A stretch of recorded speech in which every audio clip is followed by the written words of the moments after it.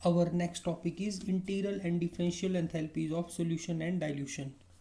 तो solution and its integral and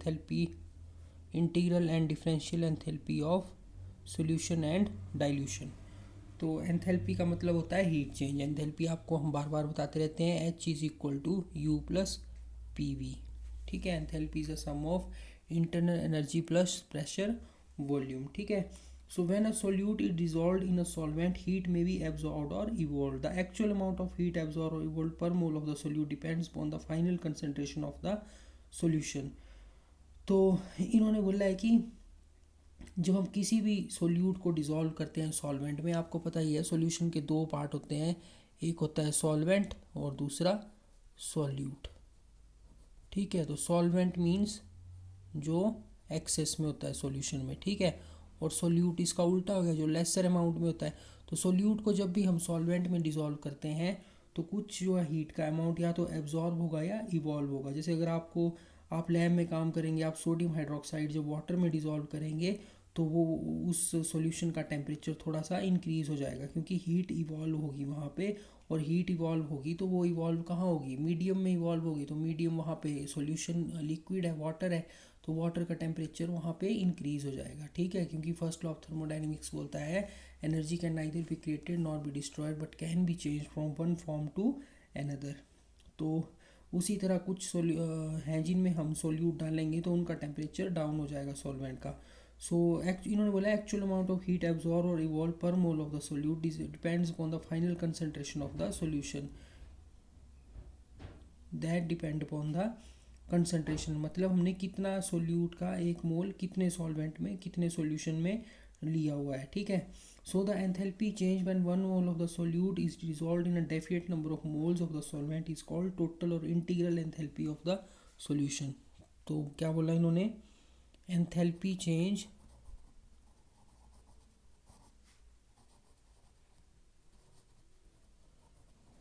when one mole of enthalpy change when one mole of the solute is dissolved in a definite number of moles of the solvent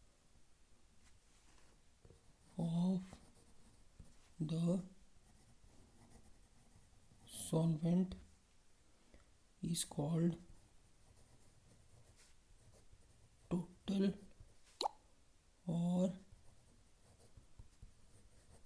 integral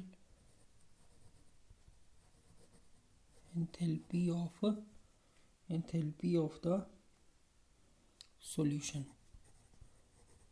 तो अगर हम इस definition को एक बार फिर से read करेंगे, enthalpy change that is heat amount heat इवॉल्वर absorbed when one mole of the solute is dissolved in a definite number of moles of the solvent is called total integral enthalpy of the solution. अब मान लो आपने बोला कि one mole of आपने कोई जैसे sodium hydroxide लिया.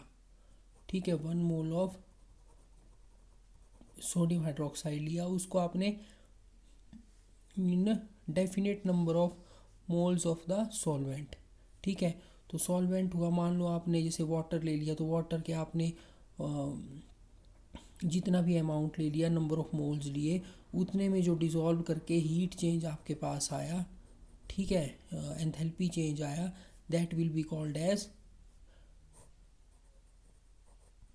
Water कितना है तो आप बोलेंगे उसको दैट इज़ द इंटीग्रल और total enthalpy of the solution. ठीक है. तो thus when enthalpy of solution is reported, the number of moles of solvent used to dissolve one mole of solute must be indicated in some way. तो बोलने का मतलब है कि ये तो आपके पास पता ही है, सोल्यूट का अमाउंट हमेशा आपके पास फिक्स होगा 1 मोल, पर जो आपने अमाउंट ऑफ सॉल्वेंट लिया, जितना भी लिया, उसको आपको किसी न किसी तरह वहाँ पे लिखना पड़ेगा कि इतनी कंसनट्रेशन का सोल्यूशन है मेरे पास और इसकी जो टोटल या इंटीग्रल एंथैल्पी ऑफ सोल्यूशन है इस सोल्यूशन की इतनी है. ठीक है. तो तो अगर आप इंडिकेशन नहीं बताएंगे तो इसका मतलब होता है कि आपने infinitely large quantity of solvent ली हुई है। तो इसको जब बोलेंगे तो इसको बोलेंगे enthalpy of solution at infinite dilution. Infinite dilution कब बोलेंगे?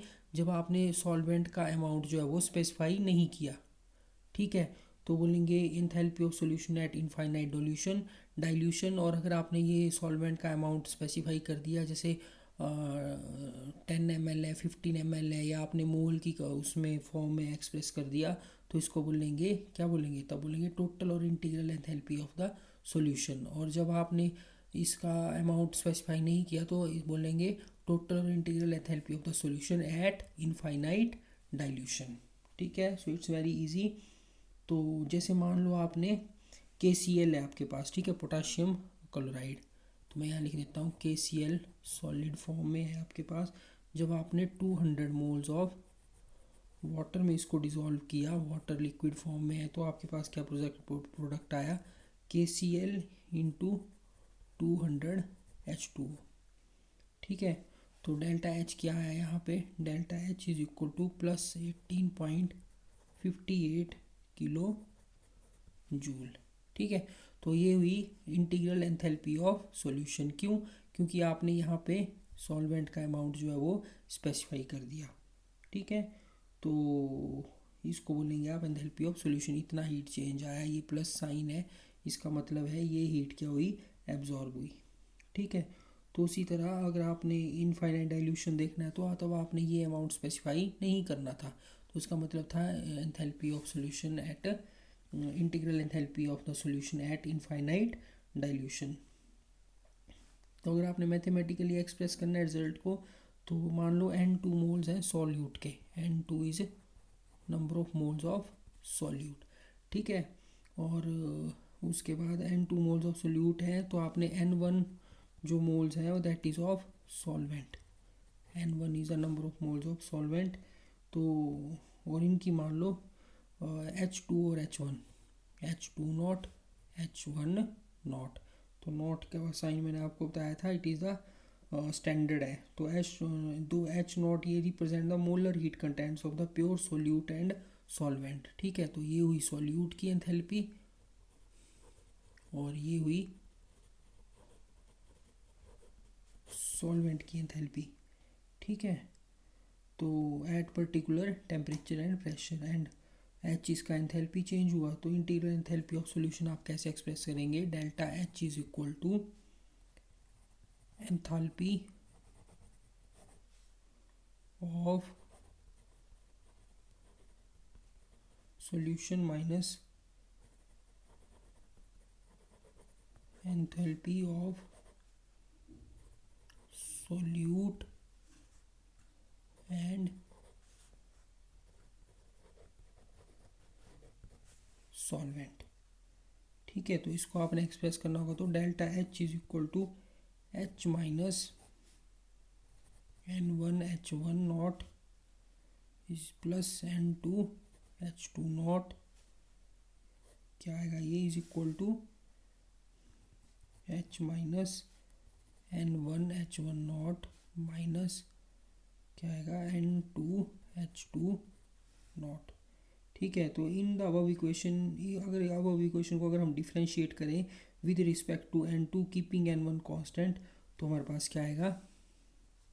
विद रिस्पेक्ट टू N2 अगर इसको करेंगे तो हमारे पास आएगा delta H over curly N2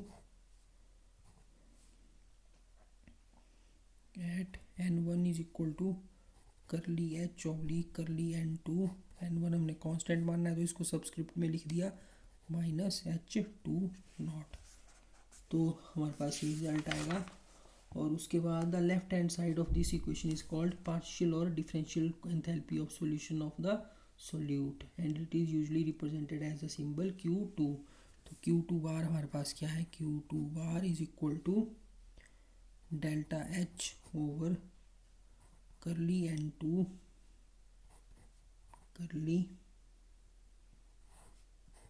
N1। ठीक है, तो इसको बोलेंगे हम Q2। ये क्या है? Partial or differential enthalpy of solution. तो इसके बाद नेक्स्ट क्या था इसमें, एज करली H over curly n2 n1 at constant T and P is the partial molar heat content H2 बार। तो इसको हमने पहले भी डिस्कस किया था।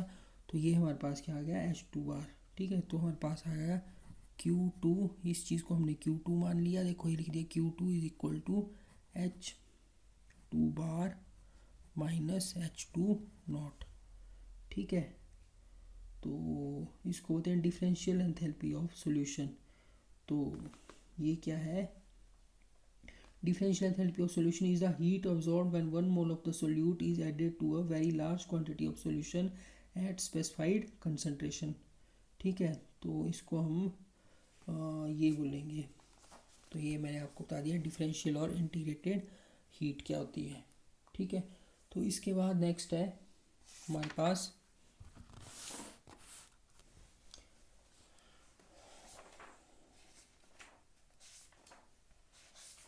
नेक्स्ट है हमारे पास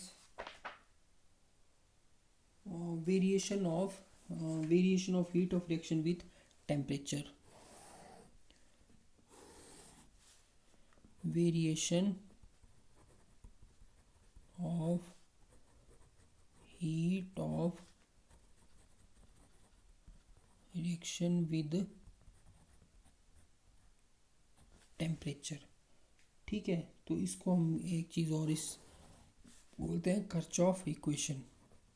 ये कर्चॉफ्स इक्वेशन है। तो कर्चॉफ इक्वेशन क्या बताती है हमें, it tells about the variation of heat of reaction with temperature. ठीक है, तो इसमें हम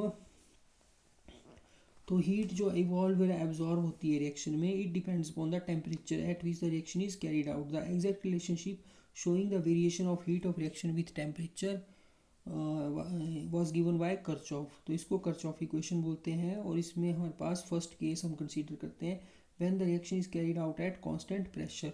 तो कांस्टेंट प्रेशर पे जब रिएक्शन होगा, तो मान लो ए से बी बन रहा है हमारे पास, ए टू बी। तो ए क्या है, रिएक्टेंट है, बी क्या है यहाँ पे, प्रोडक्ट है। ठीक है, suppose H A is the total heat content of the reactant and H B is the heat content of products at the same temperature and pressure. तो एंथैल्पी चेंज कैसे लिखेंगे, delta H is equal to H B minus H A. ठीक है, तो अगर इस equation को हम डिफरेंशिएट करेंगे with respect to temperature at constant pressure, तो हमारे पास क्या आएगा, delta H over curly T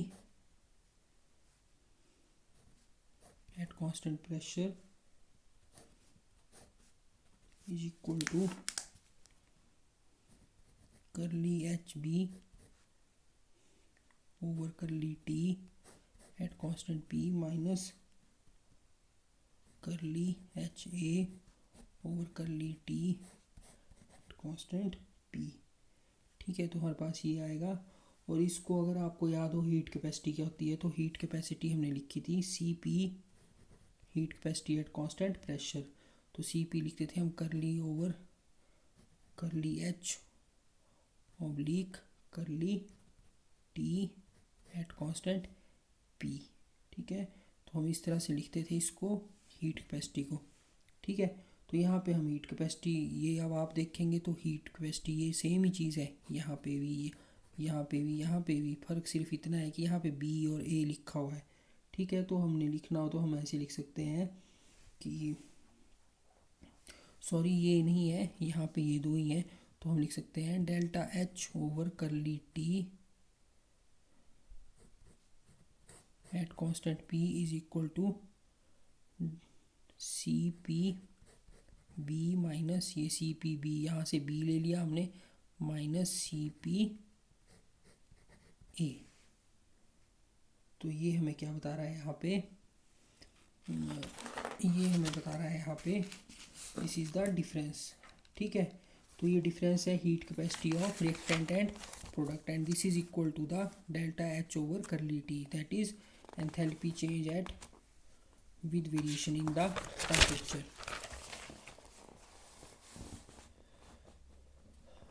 तो इसमें नेक्स्ट स्टेप क्या था हमारे पास, मैं लिख देता हूँ फिर से। यहाँ पे हमारे पास क्या आया, curly delta H over curly T at constant P is equal to CP B minus CP A। तो ये आया हमारे पास curly over delta H over curly T square bracket में is equal to delta CP। ठीक है, delta CP क्यों आया? क्योंकि ये चेंज हो रहा है, देखो हीट कैपेसिटी में difference between the product and the reactant. ठीक है, तो ये आ गया, हमने डेल्टा साइन लगा दिया यहाँ पे।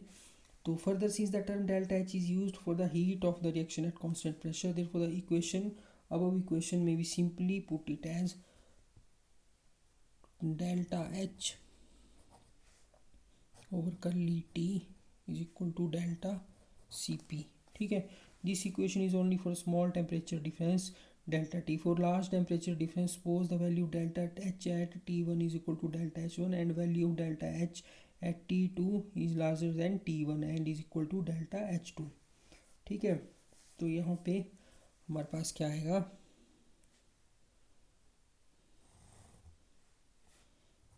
Delta H1 to delta H2 D delta H is equal to T1 to T2 delta CP dt।